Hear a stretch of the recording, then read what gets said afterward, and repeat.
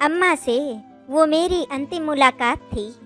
उसे अंतिम मुलाकात कहना सही नहीं होगा, क्योंकि मेरे गांव पहुंचने से पहले ही अम्मा जा चुकी थी मृत्यु लोक को, हर दुख तकलीफ से परे। पिछली बार जब मैं उसे मिलने आया था तो वो बोली थी, बेटे बहुत हो चुकी है उम्र, पोते पड़पोते देख लिए, अब ईश्वर का बुलावा आ जाए तो अच्छा है। बिस्तर पर ना गिरूं मैं, मोह ममता नहीं छूटती, बस तुझ में ध्यान रहता है। तेरा बड़ा भाई मनोहर तो यही गांव में ही रहता है, उसके बच्चे तो ब्याह गए, तेरे अभी कवारे हैं। उनका घर बस जाता तो सुख की सांस लेकर मरती मैं उसे समझाता, अम्मा हमारी चिंता मत किया कर, हम लोग मज़े में हैं, बच्चों को अच्छी शिक्षा दिलवा दी है, सब मज़े कर रहे हैं, खाते कमाते हैं। वहाँ के संस्कार कुछ और ही हैं अम्मा, मनोहर के बच्चों जैसे नहीं कि जो बापू ने बोल दिया वो पत्थर की लकीर। नई सदी के इस मोड़ पर मुझे भी ये बात खलती है, मगर क्या करूं, समय के साथ चलना पड़ता है।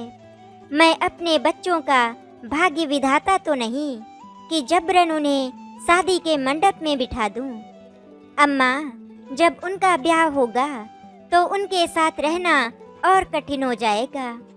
एक कोठी में दो परिवार, पहले उनके लिए कोई फ्लैट का बंदोबस्त हो जाए तो शादी के लिए उनके पीछे पड़ूं। हैरानी के मारे अम्मा की आंखें खुली रह गईं। बोली, इतना निर्मोही है तू, शादी करते ही बच्चों को अलग कर देगा। मैं बोला, वहाँ पर आदमी आज़ादी चाहता है अम्मा, मेरी बेटी दिव्या तो अमेरिका जाने का जुगाड़ बना रही है, वही घर भी बसा लेगी, कंप्यूटर इंजीनियर है। अम्मा आज के बच्चे अपने मन के हैं, उनके रास्ते में कोई रुकावट नहीं डाल सकते हम लोग, नहीं तो परिणाम और भी बुरे हो सकते हैं। दो अलग अलग संस्कृतियों के बीच झूलता हूँ मैं। जब गांव में प्रवेश करता हूँ, जिस परिवेश में मैं पैदा हुआ बड़ा हुआ, अब वही सब कितना तुच्छ, सुविधा विहीन और पिछड़ा हुआ लगता है।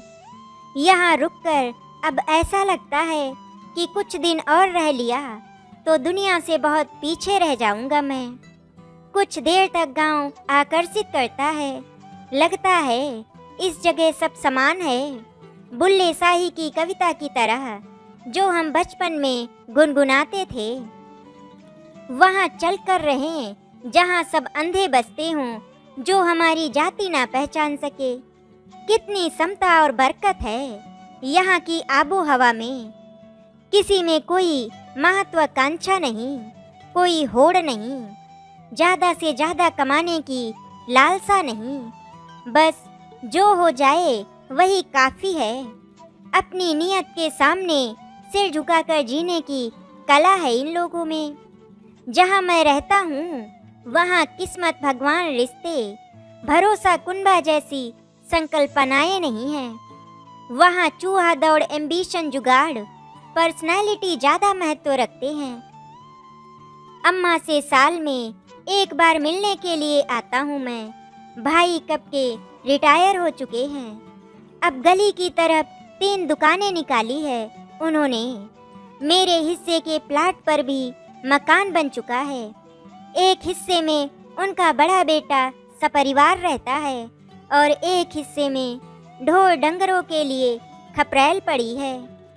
कई बार अम्मा कहती, देव तू पढ़ लिख कर शहर में इतनी तरक्की कर गया, कोठी बना ली, तेरे बड़े भाई मनोहर का इतना बड़ा टब्बर, उसके किसी बेटे की ढंग की नौकरी नहीं, 2 लड़कों को तो खेती का ही आसरा है।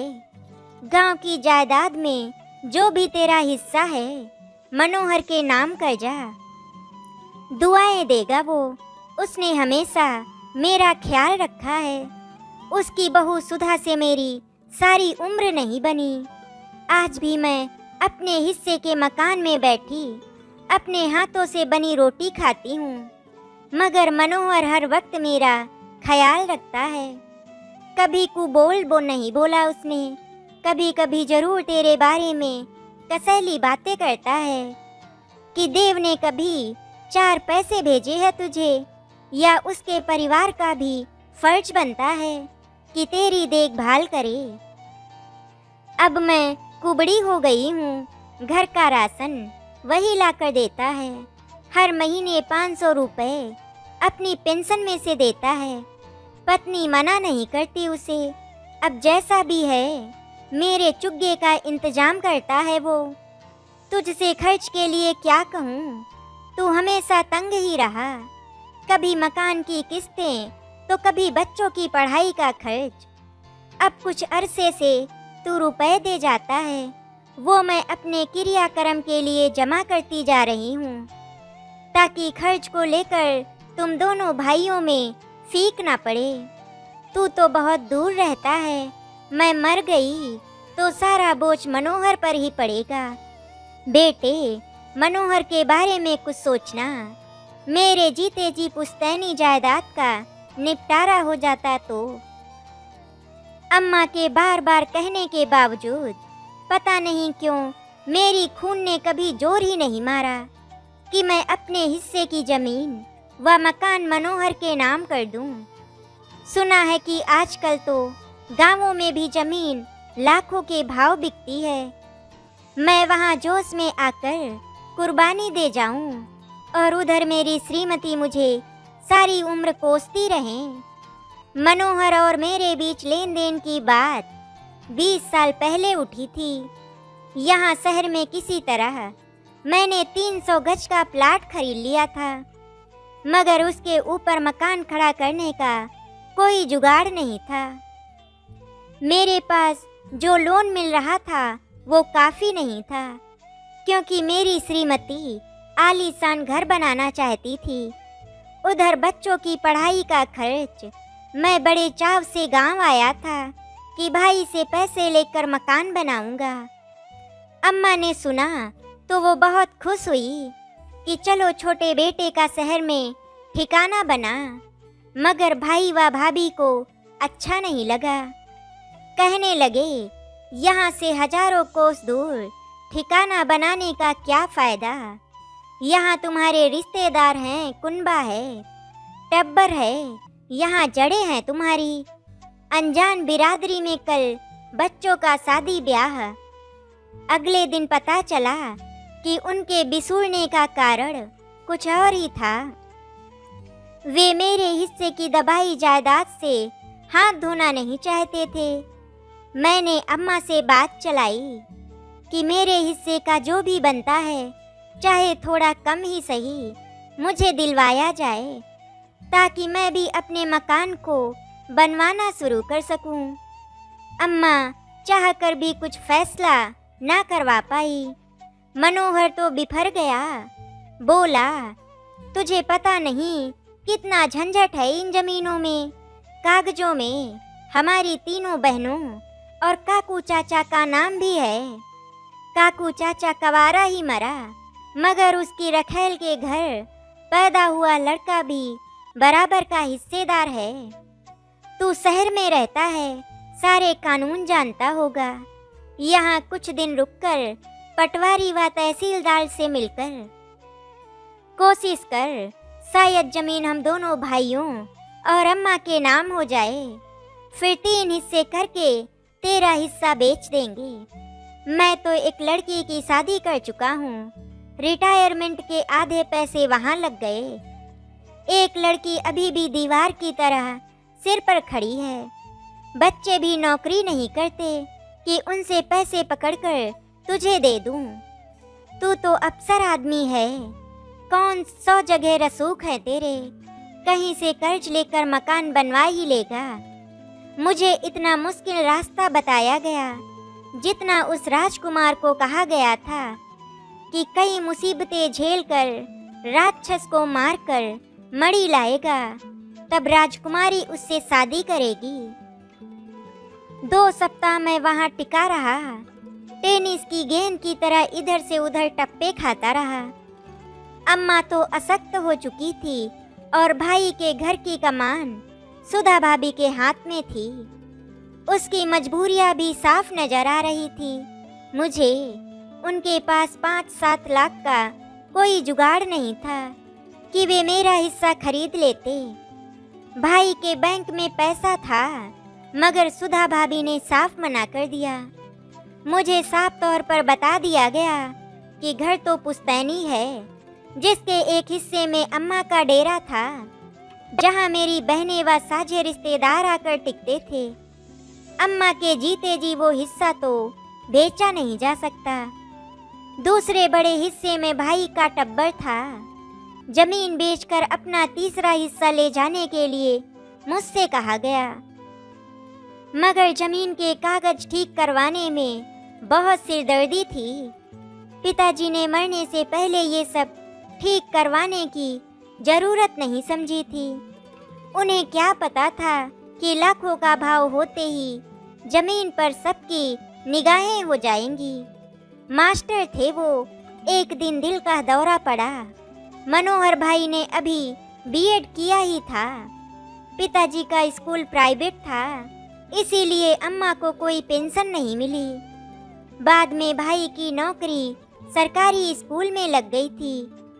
15-20 दिन तहसील के चक्कर काटने के बाद मुझे पता चला कि जमीन को फौरन बेचने का काम इतनी आसानी से होने वाला नहीं है। पहले तो मैं तीनों बहनों को एक जगह इकट्ठा करूं। वे भी मुझसे खासी नाराज थी। हमारे अविवाहित चाचा का नाम भी दावेदारों में था। उनकी एक रखेल और उनसे हुए बच्चों का भी पता चला मुझे। यानी 5-7 लाख का अपना हिस्सा लेने के लिए बहुत दौड़ धूप करनी पड़ती मुझे। उधर ऑफिस से पत्र आ गया था कि जल्दी पहुंचो। अपना माथा पीट कर थक हार कर मैं खाली हाथ वापस लौट आया। अम्मा खुद मनोहर के आसरे थी। मेरी कोई मदद क्या करती या मेरे लिए क्या जोड़ लगाती। वो तो शुरू से ही कहती रही हैं कि मैं अपना हिस्सा मनोहर को दे दूं तो कुनबे में मेरी अच्छी इज्जत बनी रह सकती है। फिर भी आते समय अम्मा ने आश्वासन दिया था कि वो मनोहर को मनाएगी कि दोनों भाई जायदाद का बंटवारा कर ले, जमीन मनोहर रख ले और देव को उसके हिस्से के रुपए दे दे। मेरे घर में सारी बात सुनकर मेरी श्रीमती का मूड भी बिगड़ गया। सारी उम्र ये फांस उनके गले में अटकी रही। इसके चलते श्रीमती और हमारे बच्चों ने कभी गांव का रुख नहीं किया। हाँ, लोक लाज के डर से मैं और अम्मा व रिश्ते नाते निभाने की गरज से मुझे ही साल में गांव का एक आध चक्कर लगाना पड़ता। भाई बहन भी मेरे यहाँ कहाँ आ पाते थे। गांव मेरे लिए एक स्वप्न लोक बनता जा रहा था और मेरे गांव के रिश्तेदारों के सारोकार बदलते जा रहे थे। हर बार मैं समझता था कि गांव का मेरा ये अंतिम फेरा ही होगा। अम्मा के मरने की खबर कभी भी आ सकती थी। शहरी जीवन का आदी हो गया था मैं। वहाँ एक आसानी थी कि रिश्तों का कोई दबाव नहीं था। सब मस्त थे, एक दूसरे के व्यक्तित्व जीवन में दखल नहीं देते थे। उन्हें इन बातों के लिए फुर्सत ही कहाँ मिलती थी। गांव में 5-7 दिन रहने पर मेरे दिमाग में खुजली होने लगती थी। जिससे भी बात करो वो कटाक्ष में बात करता, कभी मजाक में तो कभी गुस्से और कभी उलाहने में। कमला ताई कहती, अरे निर्मोही, कभी अपनी बहनों कर भी जाया कर। अपने भाई को देखने का चाव उन्हें भी होता होगा। चंपा बुआ कहती, अरे धर्मदेव, मेरा भाई पूरा हुआ था उधर मुंबई में, तू जाकर एक बार अफसोस ही कराता उन्हें। हर तरफ से मुझ पर वैचारिक हमले होते रहते। ये दिन उफ उफ करते बीतते और अम्मा वो भी वैसी ही बातें करती। कहती, बहू को देखे 15 बरस हो गए, उसका कोई फर्ज नहीं कि आकर सास की खैर खबर ले। मेरा सुख दुख करे। मेरा भाई मरा, भाभी चली गई, गांव में ताया नानकू पूरा हो गया। उसे आना चाहिए था, तेरे बच्चों की तो शक्लें ही भूल गई मैं।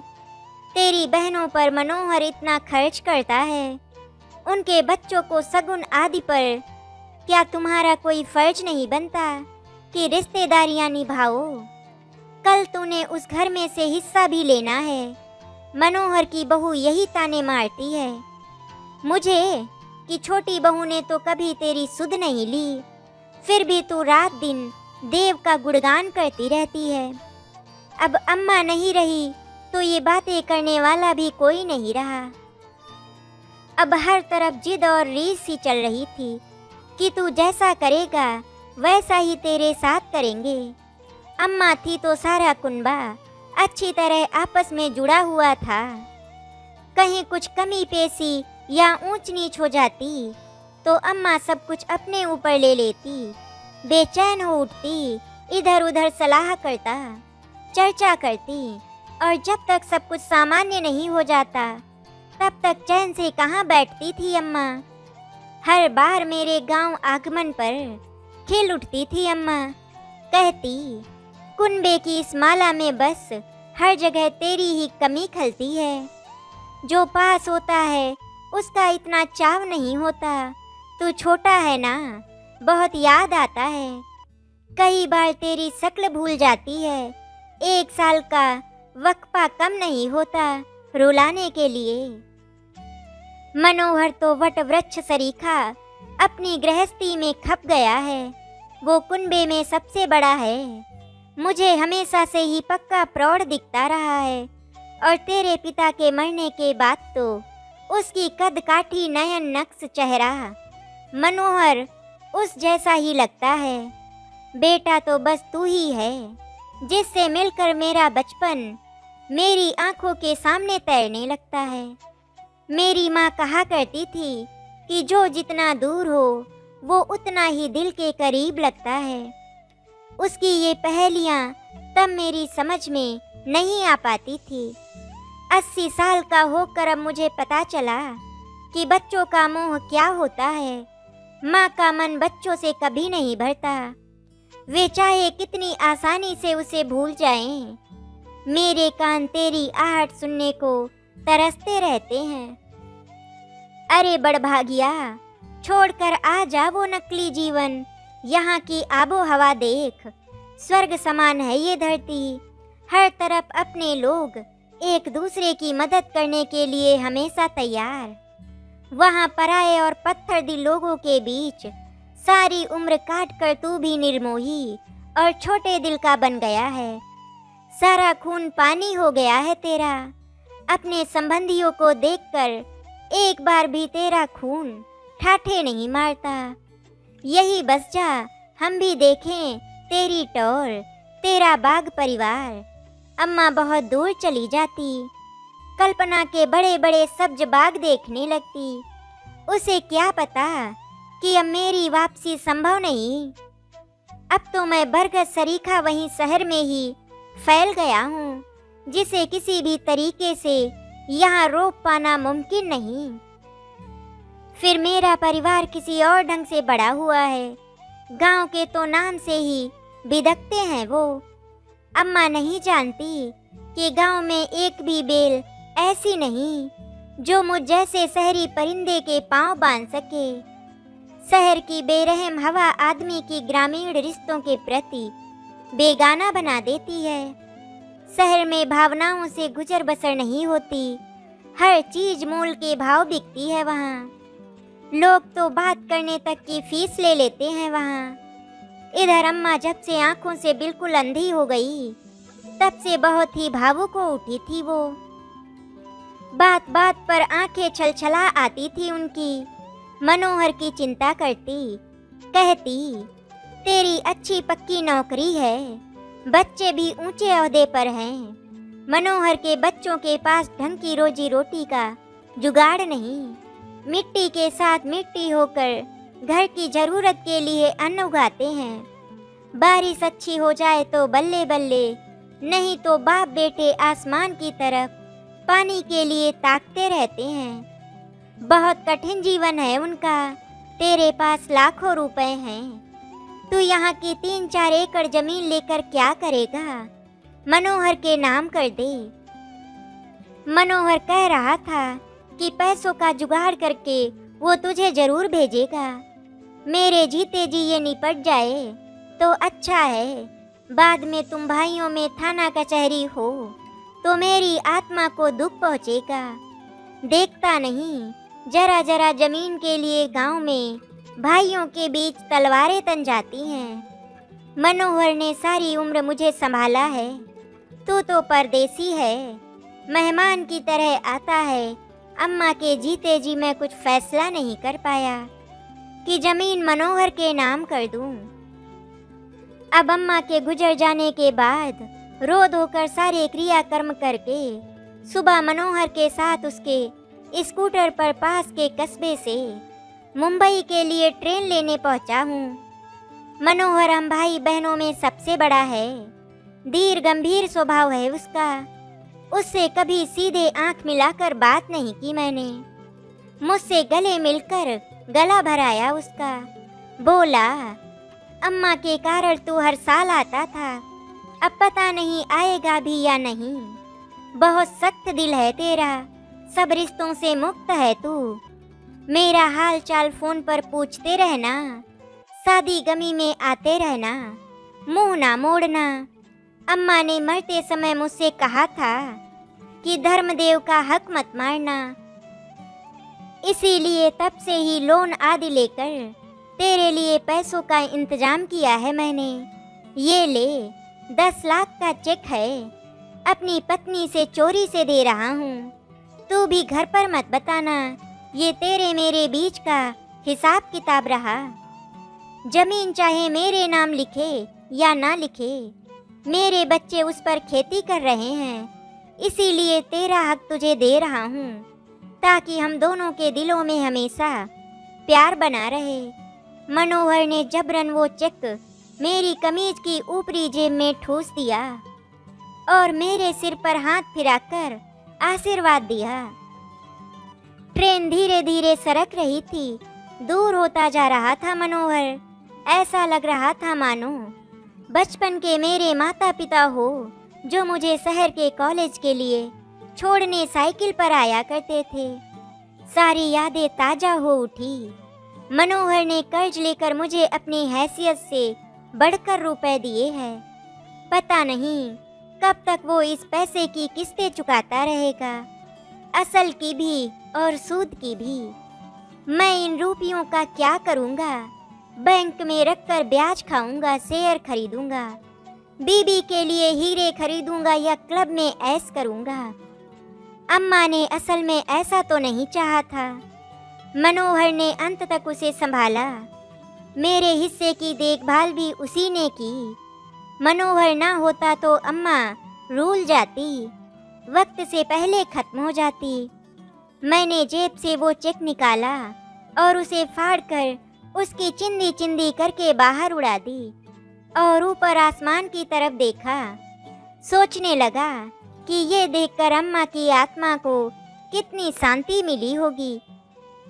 आशा करती हूँ आपको हमारी कहानी अच्छी लगी होगी। अगर आपको हमारी कहानी अच्छी लगी तो वीडियो को लाइक एंड शेयर करें, चैनल को सब्सक्राइब करें। वीडियो देखने के लिए आपका धन्यवाद।